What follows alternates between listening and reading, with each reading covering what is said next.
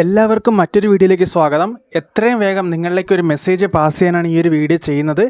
ഈ വരുന്ന SSC-GD apply ചെയ്തവരുണ്ടെങ്കിൽ, അതായത് ലാസ്റ്റ് വന്ന നോട്ടിഫിക്കേഷൻ 2026 SSC-GD അപ്ലൈ ചെയ്തവരുണ്ടെങ്കിൽ പെട്ടെന്ന് തന്നെ നിങ്ങളുടെ പ്രൊഫൈലിൽ SSCയുടെ പ്രൊഫൈലിൽ കയറി നിങ്ങൾക്ക് നിങ്ങളുടെ എക്സാം സിറ്റി എവിടെയാണ് എക്സാം എന്നുള്ളത് ലൊക്കേറ്റ് ചെയ്യാവുന്നതാണ്.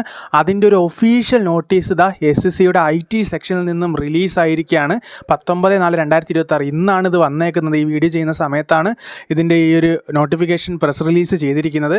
അപ്പോൾ ഇതിൽ നിങ്ങൾക്ക് കാണാം, the candidates of constable GD central armed police force in the examination of 2026 hereby informed that city information. നിങ്ങൾക്ക് എവിടെ വെച്ചാണോ പരീക്ഷ, നിങ്ങൾ ആദ്യം കൊടുത്ത സിറ്റി ആയിരിക്കും മെജോറിറ്റി നിങ്ങൾക്ക് കിട്ടുക. എന്തെങ്കിലും കാരണത്താൽ ആ സെൻറ്ററിൽ ഫുള്ളാണെങ്കിൽ മാത്രമേ നിങ്ങളെ റീലൊക്കേറ്റ് ചെയ്യത്തുള്ളൂ.